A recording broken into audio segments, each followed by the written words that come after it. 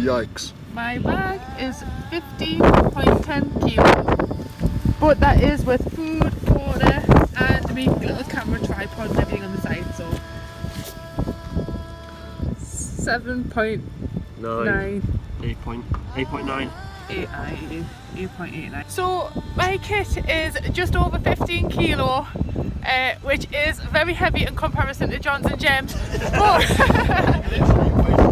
Same as both of those. Yeah, I'm carrying the equivalent of both their kits. But I've just got to say, I'm coming back to one of our first walks and camps we ever did. And the first time I ever did this, I was carrying 25 kilograms up that hill. So I've still got 10k less than my first ever time of doing this. So I'm so happy.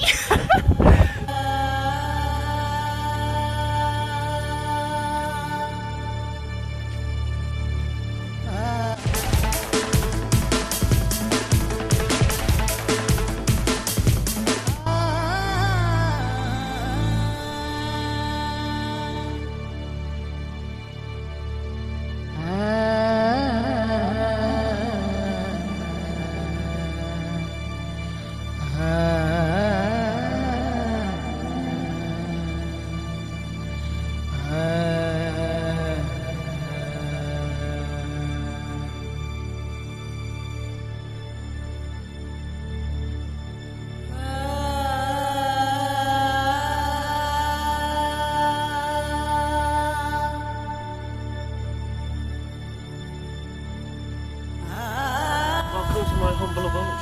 Thank you very much. I mean, wow, this is how you before you change.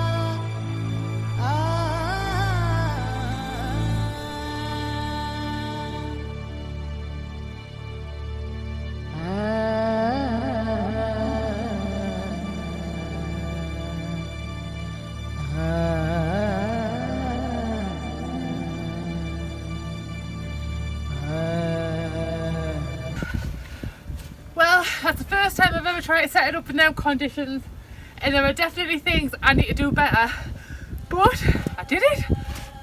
Nothing blew away, I didn't lose anything, but that's actually exercise on its own. But I'm so pleased with myself because this is the fourth time I've taken this tent out, and it's the first time I've taken it out in these kind of conditions, so it could have went worse, but it could have went better. And if you see anything that you can give us hints and tips, I'm definitely happy to listen and learn, because that's what this is all about. It's just about getting better and better all the time and dialing everything in to make sure I'm efficient, safe, and then have a mint home to get into whatever the weather. So thank you for watching, and hope you stay tuned for the rest of it. Now, one thing I did was throw my pack in there when it was covered in ice, and I reckon that's a definite no-no.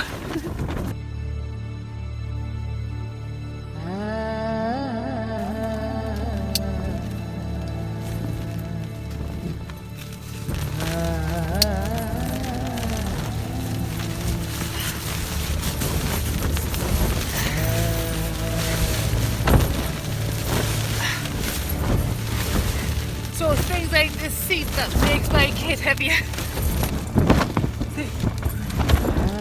I don't think you can see properly in this video, this chair, but oh my goodness, it is like proper comfort. It is like having a proper sofa, blow-up sofa with you. And just being able to lean back, because this is a very small space.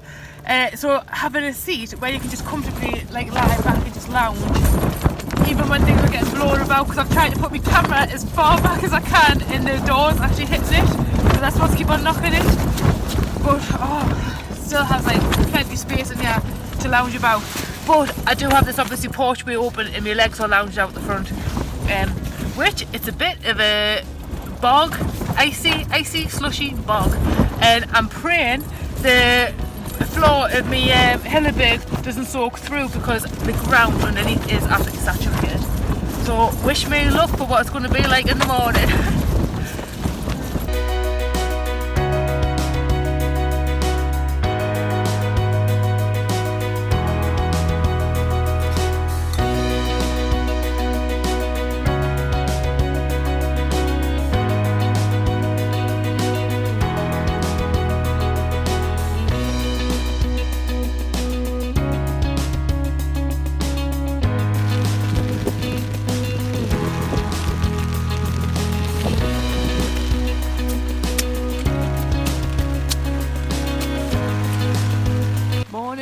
It's been very, very wet and breezy through the night. It wasn't as windy as when I first set up, at least like I think maybe when I got to about 2 o'clock in the morning or something, it definitely had, the wind had calmed down, but it was still breezy. But this rain has not stopped all night.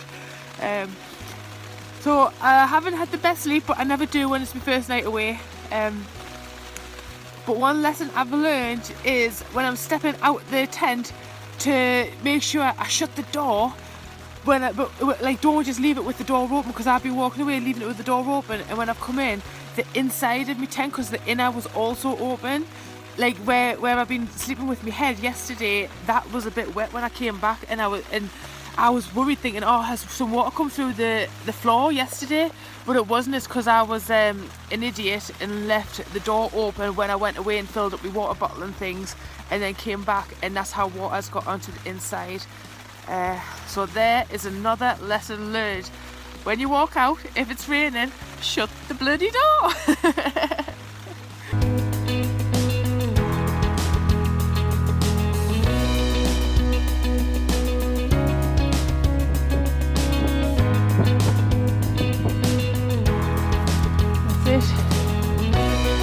Is down, and that was really seriously one wet takeout.